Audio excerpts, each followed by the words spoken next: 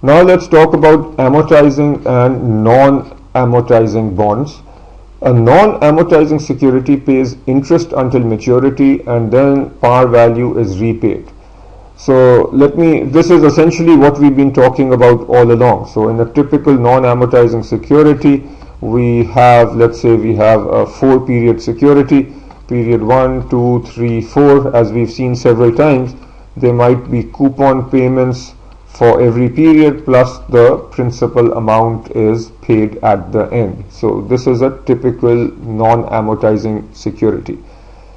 These might have what's called a sinking fund provision, which means that the issuer pays back part of this principal at an earlier point, and I will talk about this in detail in a subsequent slide.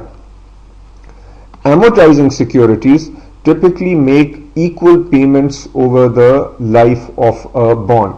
And with amortizing securities, let's say that a payment is made every period and a period is a year, then every year there will be a payment which includes both principal and interest. And you've seen this in quant. For your benefit, I am reproducing an example that we saw earlier. So let's say you invest in an amortizing security, and typically mortgage-backed securities, which you will study soon in reading 63, are amortization securities. So let's say that you invest in a 10% 5-year $10,000 amortizing security. Now what does that mean?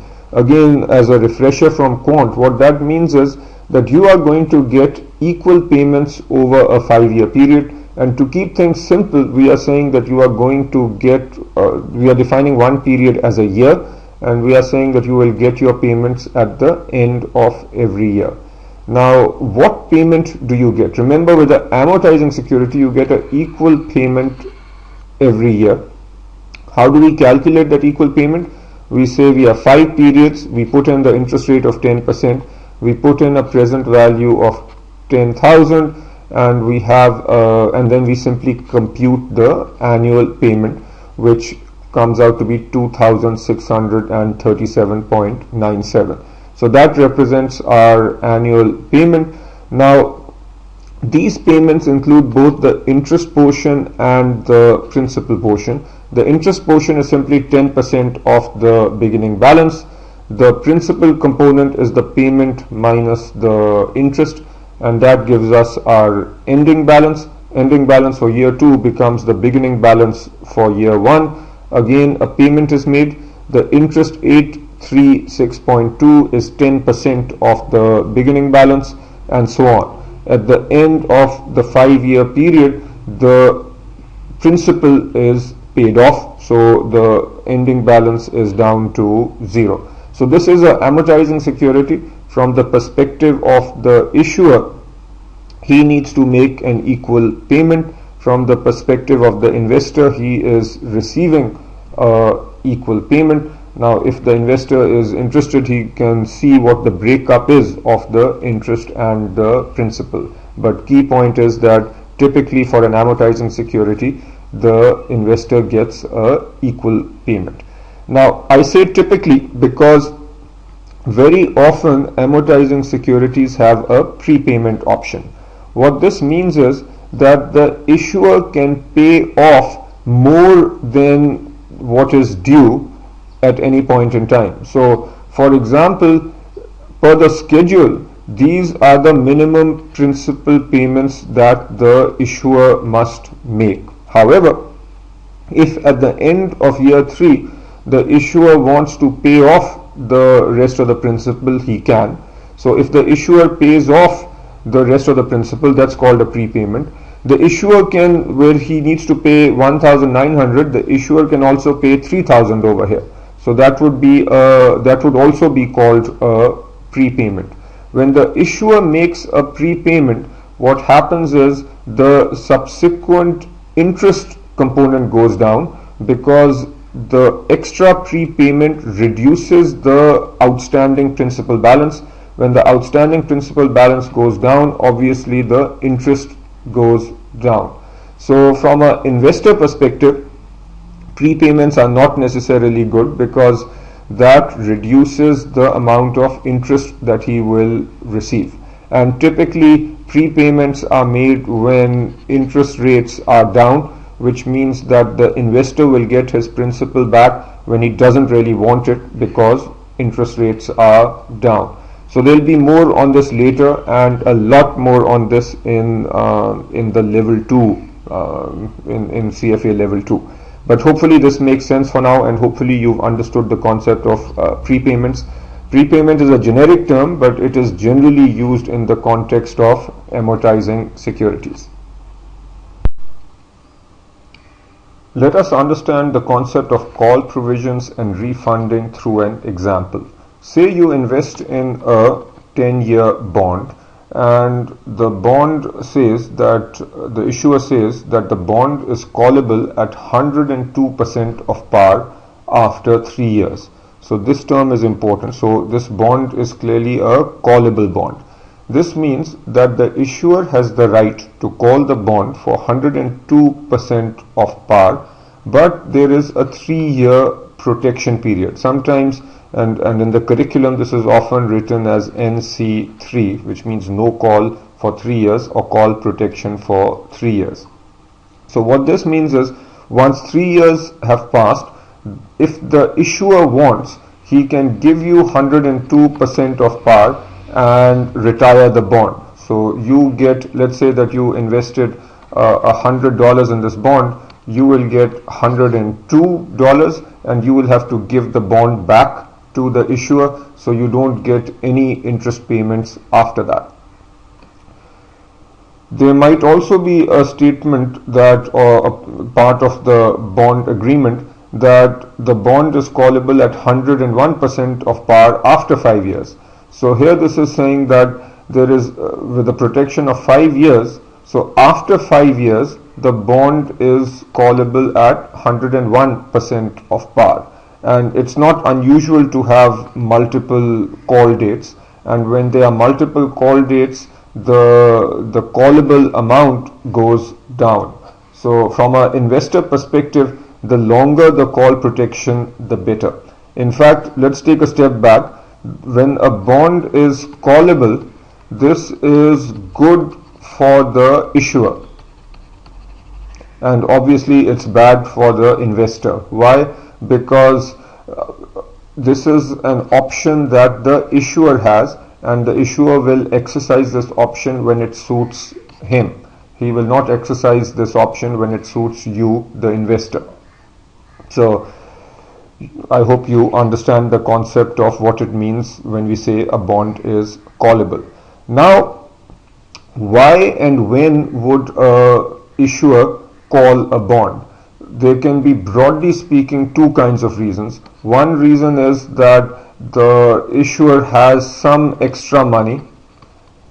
So extra money because of let's say great profitability in a given year, or the issuer has say sold a product line or sold a business and has extra money, and with that money the issuer is going to retire the bond. Another reason is that interest rates have gone down, and because of the lower interest rates, essentially the issuer issues another bond.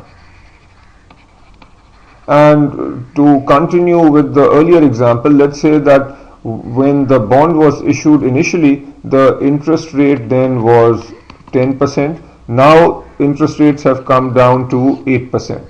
So it makes sense for the issuer to issue another bond at 8% and use the proceeds from this issue to retire the original bond that, say, you invested in. So when this happens, where the issuer raises money through another lower cost bond and uses that money to retire the original bond, this is called refunding. It's also, so this is called refunding, and this statement should now make sense. Refunding is calling or redeeming a bond using the proceeds of a lower cost issue. Why do we call this a lower cost issue? Because when the issuer issues this bond, he is paying a rate of 8%. whereas the bond that you had invested in earlier, the issuer was paying you a rate of 10%. So essentially this process is called refunding. Now it is possible that a bond is callable but not refundable. So it is possible that in the bond agreement it is stated that the bond is callable, but it is not callable because of it is not refundable. So just because interest rates go down, the issuer cannot issue another bond at a lower rate and use those proceeds to pay back. So that would mean that the bond is not refundable. However, it can be callable in that if this circumstance exists where the issuer generates extra money from some other source and uses the money to call the bond back, then it is still callable, but it is not refundable in the example that I just gave. Now let's talk about a sinking fund. So a sinking fund provision allows repayments of principal through a series of payments during the life of a bond. And this is very straightforward. Let's say you invest in a bond with the principal is equal to 1,000, and let's say this is a 4-year bond. Now a sinking fund provision simply sets a schedule for the repayment of the principal. Rather than paying the entire principal at the end, for this 4-year bond, you might say that in year 1 you are paying 200, year 2 you are paying 200, year 3 you are paying 300, and year 4 you are paying 400. So this schedule is simply saying that you are making principal payments back over the 4 years based on a agreed upon schedule, and this is called the sinking fund schedule. Now when we talk about the sinking fund schedule, these payments are required in the sense that these payments are agreed upon by the borrower and the lender, and the schedule is called the sinking fund schedule. An accelerated sinking fund provision says that the issuer has the right to pay more than these agreed upon principal payments. So with an accelerated sinking fund provision, for example, it might be stated that the issuer, if at the end of year 3 the issuer wants to pay 700 and close out this entire loan, then that is possible. So an accelerated sinking fund is good for the issuer because it gives him the option to pay more than the agreed upon amount, and obviously if the issuer has an option, he will only utilize the option when it suits him and not when it suits the investor. So an accelerated sinking fund provision is good for the issuer. The way you can understand this term is it gives the issuer the option to accelerate his payments. So in a sense, this accelerated sinking fund provision is like being able to make a prepayment or make prepayments. The options that we have talked about so far are embedded options. Why do we call them embedded options? This is because the options such as a call option or a prepayment option, these options are embedded in the bond. So with a given bond, if the bond is callable, this call option does not have any meaning outside the context of the bond. And you will understand this a little better when we talk about call options in the derivatives segment, where we have call options on stocks, and there a call option on a stock can trade separately. So that call option on a stock is independent from the stock, and hence it's not embedded. Options that we are talking about here, bond options, where a bond is callable or a bond is puttable and so on, are called embedded options because these options have no meaning outside the context of the bond. So that's point number 1. Point number 2 is, for every option you need to understand who it benefits, and I'll make a general statement and then get into specifics. The general statement is that whoever has the option, and all these options, it's issuer or the investor. So whoever has the option, it is that person that benefits, or that organization that benefits.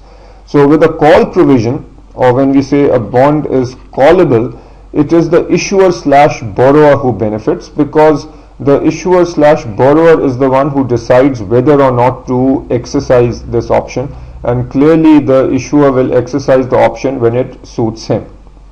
Similarly, prepayment options and accelerated sinking fund options benefit the issuer, because, and as we've seen, an issuer will exercise these options when it suits him. A put provision benefits the buyer, and I have not explicitly talked about a put provision before, so let me just explain it now. So with a put provision, and this sometimes we say that a bond is puttable, this means that the investor can give the bond back to the issuer at, say, 99% of par, and essentially this benefits the investor or the buyer of the bond, because let's say that interest rates go up and say bond prices then come down a lot. If a bond is puttable at 99% of par, that essentially puts a floor on the value of the bond. So no matter how high interest rates go and how low bond prices in general are going, if a bond is puttable, then that means the investor slash buyer can give the bond back to the issuer and get 99% of his par value back. So the put provision or the put option is good for the buyer.